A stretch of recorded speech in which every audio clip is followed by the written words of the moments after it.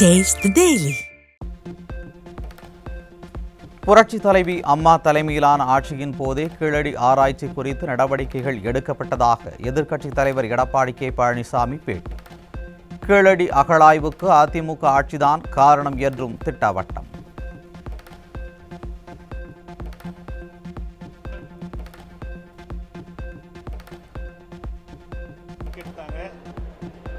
அம்மா மறைவுக்கு பிறகு அம்மாவுடைய அரசு கீழடி அகழ்வாய்வு ஆராய்ச்சியில் எப்படியெல்லாம் ஈடுபடுத்தப்பட்டது என்ற விளக்கத்தை தெரிவிக்கப்பட்டு பத்திரிகையிலும் செய்தி வந்துவிட்டது, ஊடகத்திலும் செய்தி வந்துவிட்டது. தமிழக அமைச்சர்கள் ஆபாசமாக பேசுவது குறித்து ஏற்கனவே அறிக்கை வாயிலாக கண்டனம் தெரிவிக்கப்பட்டுள்ளது. திமுக ஆட்சி மீது மக்கள் மத்தியில் மிகப்பெரிய கொந்தளிப்பு ஏற்பட்டுள்ளதாகவும் 2026 சட்டமன்ற தேர்தலில் மக்கள் திமுகவினருக்கு தகுந்த பாடம் புகட்டுவார்கள் என்றும் எதிர்க்கட்சித் தலைவர் எடப்பாடி கே பழனிசாமி பேட்டி. நாங்கள் ஏற்கனவே இது குறித்து கண்டன அறிக்கை வெளியிட்டுட்டேன், பத்திரிகையிலும் வந்துட்டு ஊடகத்திலையும் வந்துட்டு. இன்னைக்கு திராவிட முன்னேற்ற கழகத்தை பொறுத்த வரைக்கும் மக்களிடத்தில் மிகப்பெரிய கொந்தளிப்பு ஏற்பட்டிருக்கின்றது. மக்களோட ஆட்சி தமிழகத்தில் நடைபெற்றுக் கொண்டிருக்கின்றது. அதையெல்லாம் மறைப்பதற்காக, மடைமாற்றம் செய்வதற்காக இப்படி கேலி சித்திரங்களை வெளியிடுவது, அவதூறு செய்திகளை வெளியிடுவது வாடிக்கையாக கொண்டிருக்கின்றார்கள். இதற்கெல்லாம் 2026 சட்டமன்ற தேர்தலிலே மக்கள் அவர்களுக்கு தக்க தண்டனை வழங்குவார்கள். கோவையில் அதிமுக தலைமை நிலைய செயலாளர் SP வேலுமணி மாணவர்களுடன் இணைந்து யோகாவில் பங்கேற்று விழிப்புணர்வை ஏற்படுத்தினார். 500க்கும் மேற்பட்ட பள்ளி மாணவர்களும் யோகா விழிப்புணர்வு நிகழ்ச்சியில் பங்கேற்றனர்.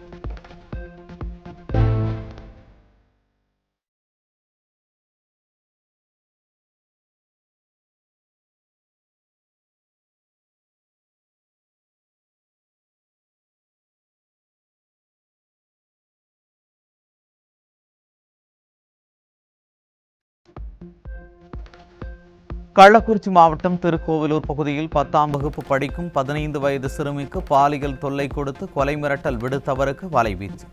பாலியல் வன்கொடுமை சம்பவங்களில் ஈடுபடுபவர்களை துரிதமாக கண்டறிந்து கடுமையான தண்டனை வழங்கியிருந்தால் இதுபோன்ற அவலங்கள் தொடருமா முதல்வரே என்று பொதுமக்கள் கேள்வி. நெல்லை மாவட்டம் களக்காடு அருகே 17 வயது சிறுவனை வலுக்கட்டாயமாக அழைத்துச் சென்று பாலியல் தொல்லை கொடுத்த பெண் போக்சோவில் சிக்கினார். ஸ்டாலின் ஆட்சியில் சிறுவர் சிறுமிகளுக்கு எதிரான பாலியல் குற்றங்கள் நாளுக்கு நாள் அதிகரித்து வரும் நிலையில் அப்பா என்ன செய்கிறார் என பெற்றோர் கேள்வி. கன்னியாகுமரி மாவட்டம் மார்த்தாண்டம் அருகே பேருந்துக்காக காத்திருந்த பெண்ணை காரில் கடத்தி சென்று பாலியல் வன்கொடுமை செய்த கொடூரம். நிர்வாக திறனற்ற ஸ்டாலின் ஆட்சியில் எந்த தவறு செய்தாலும் எளிதில் தப்பித்து விடலாம் என பாலியல் குற்றவாளிகள் நினைப்பதால் இதுபோன்ற அவலம் தொடருவதாக மக்கள் விமர்சனம். திருவள்ளூர் மாவட்டம் திருத்தணியில் 4 வயது பெண் குழந்தையிடம் பாலியல் சீண்டலில் ஈடுபட்ட 59 வயது நபர் போக்சோவில் பிடிபட்டார். ஸ்டாலின் ஆட்சியில் குழந்தைகள் முதல் மூதாட்டி வரை பாலியல் வன்கொடுமைகளுக்கு ஆளாகும் நிலையில் ஆழ்ந்த கும்பகர்ண தூக்கத்தில் இருக்கும் ஸ்டாலின் அரசு. கரூர் மாவட்டம் தென்னிலை அருகே 2 சிறுமிகளுக்கு பாலியல் தொல்லை கொடுத்த கூலி தொழிலாளி போக்சோ சட்டத்தில் சிக்கினார். அப்பா ஸ்டாலின் ஆட்சியில் பள்ளி சிறுமிகள் முதல் பல்லு போன மூதாட்டி வரை தினந்தோறும் பாலியல் வன்கொடுமையில் சிக்கி வருவதால் பெண் பிள்ளைகளை பெற்றோர் அச்சம்.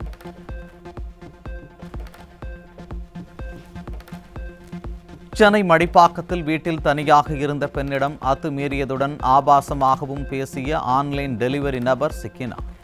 நிர்வாக திறனற்ற விடியா ஸ்டாலின் ஆட்சியில் காவல்துறை மீதான பயம் இல்லாததால் குற்ற சம்பவங்கள் அதிகரித்துவிட்டதாக மக்கள் குற்றச்சாட்டு. பாலியல் வழக்குகளில் பாதிக்கப்பட்ட பெண்கள் குழந்தைகளின் அடையாளங்களை எந்த வடிவிலும் வெளிப்படுத்தக்கூடாது. பாலியல் வழக்குகளில் பாதிக்கப்பட்ட பெண் சென்னை உயர்நீதிமன்றத்தில் தாக்கல் செய்த மனு மீது சென்னை உயர்நீதிமன்ற நீதிபதி அதிரடி உத்தரவு. ஒடிசாவில் இருந்து சென்னை எழும்பூருக்கு ரயில் மூலம் கடத்தி வரப்பட்ட 9.5 லட்சம் ரூபாய் மதிப்பிலான 19 கிலோ கஞ்சாவுடன் ஒருவர் சிக்கினார். சென்னை உட்பட பல்வேறு நகரங்களில் கஞ்சா விற்பனை படுஜோராக நடைபெற்று வரும் நிலையில் போதைப் பொருட்களை ஒழிக்க எப்போது நடவடிக்கை எடுப்பீர்கள் முதல்வரே என்று மக்கள் கேள்வி. கன்னியாகுமரி மாவட்டம் அருமனை அருகே மாணவர்கள் மற்றும் இளைஞர்கள் வாழ்க்கையை சீரழிப்பதற்காக விற்பனைக்காக வைக்கப்பட்டிருந்த கஞ்சா மற்றும் மெத்தப்பட்டமைன் போதைப் பொருளுடன் 3 பேர் சிக்கினர். போதையின் பாதையில் யாரும் செல்ல வேண்டாம் என்று வெற்று விளம்பரம் செய்வதை நிறுத்திவிட்டு ஆக்கப்பூர்வமான பணிகளை மேற்கொள்ளுங்கள் முதல்வரே என்று மக்கள் அறிவுறுத்தல். ஒடிசாவில் இருந்து இளைஞர்கள் வாழ்க்கையை சீரழிப்பதற்காக கோவை மாவட்டம் மேட்டுப்பாளையத்திற்கு கடத்தி வரப்பட்ட 6 கிலோ கஞ்சாவுடன் 3 பேர் சிக்கினர். நிர்வாக திறனற்ற ஸ்டாலின் ஆட்சியில் கஞ்சா போன்ற போதைப் பொருட்கள் சிக்காத நாளை இல்லை என்று மக்கள் விமர்சனம். கள்ளக்குறிச்சி மாவட்டம் தியாகதுருகம் பகுதியில் இளைஞர்களின் வாழ்க்கையை சீரழிப்பதற்காக காரில் கடத்தி வரப்பட்ட 10 கிலோ கஞ்சாவுடன் 2 பிடிபட்டனர். எதிர்க்கட்சித் தலைவர் எடப்பாடி கே பழனிசாமி கூறுவது போல் தமிழ்நாடு போதைப் பொருட்களின் கேந்திரமாக மாறி வருவது தினந்தோறும் நிரூபணம். சென்னை திருமுடிவாக்கம் பகுதியில் பல்வேறு வழக்குகளில் தொடர்புடைய நபர் தலைமறைவாக இருந்த நிலையில் கஞ்சா விற்பனை செய்யும் போது சிக்கினார். காய்கறி விற்பனை செய்யப்படுவது போல் கஞ்சா விற்பனை செய்யப்படும் நிலையில் போதைப் பொருட்களை எப்போதுதான் ஒழிப்பீர்கள் முதல்வரே என்று மக்கள் கேள்வி. தஞ்சாவூர் மாவட்டம் பட்டுக்கோட்டையில் காரில் மூட்டை மூட்டையாக 564 கிலோ குட்கா, ஹான்ஸ் உள்ளிட்ட போதைப் பொருட்களை கடத்திய ராஜஸ்தானைச் சேர்ந்த 2 உட்பட 4 பேர் சிக்கினர். திறனற்ற ஸ்டாலின் ஆட்சியில் தமிழகம் வெளி மாநில போதைப் பொருட்களின் குடோனாக மாறியுள்ளதாக மக்கள் விமர்சனம். விருதுநகர் மாவட்டம் திருவிருந்தாள்புரம் கிராமத்தில் குடும்ப பிரச்சனையில் மனைவி மற்றும் 2 மகள்களை கொலை செய்த கணவர். ஸ்டாலின் ஆட்சியில் கொலை சம்பவங்கள் நடைபெறாத நாளை இல்லை என சொல்லும் அளவுக்கு சட்டம் ஒழுங்கு மிகவும் சீர்கெட்டுள்ளதாக மக்கள் குற்றச்சாட்டு. கோவை மாவட்டம் வால்பாறையில் சிறுத்தை இழுத்துச் சென்ற 6 வயது பெண் குழந்தையின் உடல் அடர்ந்த வனப்பகுதியில் இருந்து சடலமாக மீட்பு. மலைப்பகுதிகளில் சிறுத்தை நடமாட்டம் இருப்பதாக பலமுறை புகார் அளித்தும் விடிய அரசின் வனத்துறை மெத்தனமாக இருந்ததாக மக்கள் குற்றச்சாட்டு. கன்னியாகுமரி மாவட்டத்தில் கடந்த 2 நாட்களாக ஆவின் நிறுவன அதிகாரிகளின் நிர்வாக சீர்கேடு காரணமாக ஆவின் பால் பாக்கெட்டுகள் பொதுமக்களுக்கு முறையாக விநியோகம் செய்யப்படவில்லை. பால்வளத்துறை அமைச்சரின் சொந்த தொகுதியிலேயே இந்த பிரச்சினை நிலவும் நிலையில் உரிய நடவடிக்கை எடுக்க வேண்டும் என்று பால் முகவர்கள் சங்கம் வலியுறுத்தல். திருவாரூர் அரசு மருத்துவக் கல்லூரி மருத்துவமனை வளாகத்தில் உள்ள தனியார் உணவகத்தில் வாங்கிய உணவில் பல்லி இறந்த நிலையில் இருந்ததால் பொதுமக்கள் அதிர்ச்சி. ஸ்டாலின் ஆட்சியில் உணவு பாதுகாப்புத்துறை அதிகாரிகள் உணவகங்களில் முறையான ஆய்வுகளை மேற்கொள்ளாததால் பல உணவகங்களில் உணவு தரமானதாக இருப்பது இல்லை என மக்கள் குற்றச்சாட்டு. ராமநாதபுரம் மாவட்டத்தில் உள்ள காவல் கண்காணிப்பாளர் அலுவலக குடிநீர் தொட்டியில் இறந்து கிடந்த பல்லி. பொதுமக்கள் காவலர்கள் தினந்தோறும் வந்து செல்லும் அலுவலகத்திலேயே இந்த நிலை என்றால் குடிநீரை கூட முறையாக கொடுக்க முடியாதா முதல்வரே என்று மக்கள் கேள்வி. அரியலூர் மாவட்டம் ஜெயங்கொண்டம் அருகே மதுபோதையில் அரசு பள்ளி தலைமை ஆசிரியருக்கு கொலை மிரட்டல் விடுத்த விசிக நிர்வாகிகள். திமுக கூட்டணி கட்சி நிர்வாகிகளின் அராஜகம் நாளுக்கு நாள் அதிகரித்து வருவதால் ஆசிரியர்களுக்கு பாதுகாப்பு இல்லா அவலம் தொடர்கதையாகி வருவதாக குற்றச்சாட்டு.